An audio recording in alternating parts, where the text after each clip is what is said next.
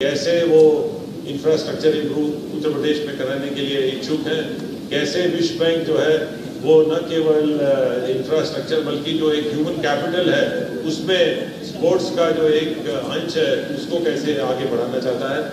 Small AV that I would like yeah. Let's have a look at the AV please, the sports AV. Thank you, and I thank everybody, particularly Honorable Minister, for sparing his time to come here, and all my colleagues, all my friends on the dais for taking out their time. Yeah. In the glorious history of Indian sports, the state of Uttar Pradesh gave many legends who immortalized UP in sports. Since 2014, the energized leadership of Prime Minister Modi aims to reignite sportsmanship among the young men and women of the state of Uttar Pradesh. With the mission led by CM Yogi to create an affirmative ecosystem and emotion towards sports in the heartland of this great nation, Uttar Pradesh recently went from having 7 gold medals to winning 20 golds in national games the previous year only. This is just a glimpse of our 40% youth's potential that is about to be unleashed. By finding, funding and fueling raw and new talent from a very young age, strictly vetting and dedicatedly guiding them through a technically and scientifically sound training to help each individual get precise preparation and reach peak performance. We already have over 11,000 athletes under new government programs, while expanding it to rural, district and state level, and making sports quota in government jobs more prominent with 2% reservations for athletes, with medal winners receiving positions of DSP and Tehsildar. Launching new funding policies like Eklavya Fund of 25 crore and creation of Sports Development Fund.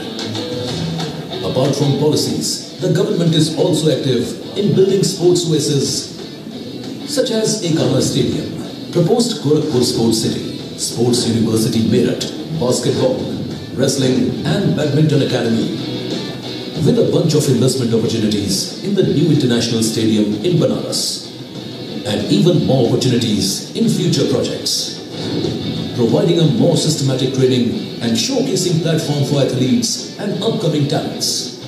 New sports policies being launched and will emphasis on identifying young talent and nurturing them, train them and give them exposure.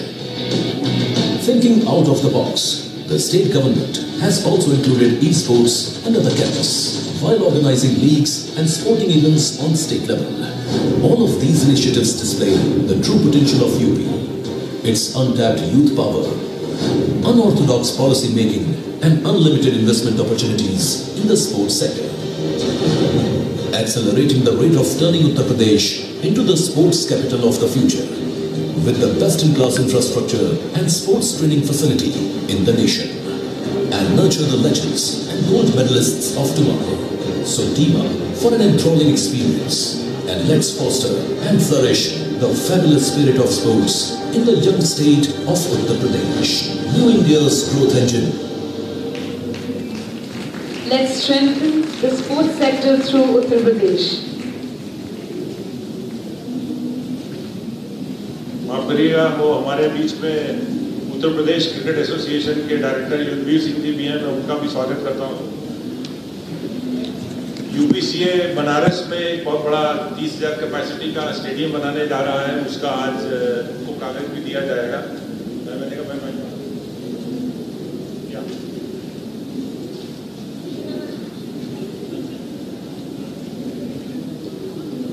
Now I'm going to call about our panelists, and the first panelist that we have is Olympic gold medalist, founder of Abhinav Vindra Targeting Performance Center. Please welcome Mr. Abhinav Vindra with a huge round of applause.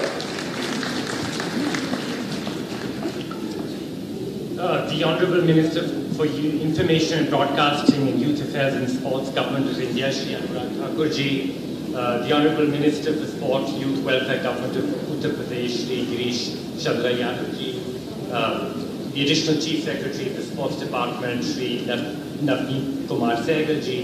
Namaskar everybody, all distinguished members of the dais and off the dais. It is a great pleasure for me to be here in Lucknow today, but I think it is even a greater pleasure for me to see a session on sport being held in an investment summit.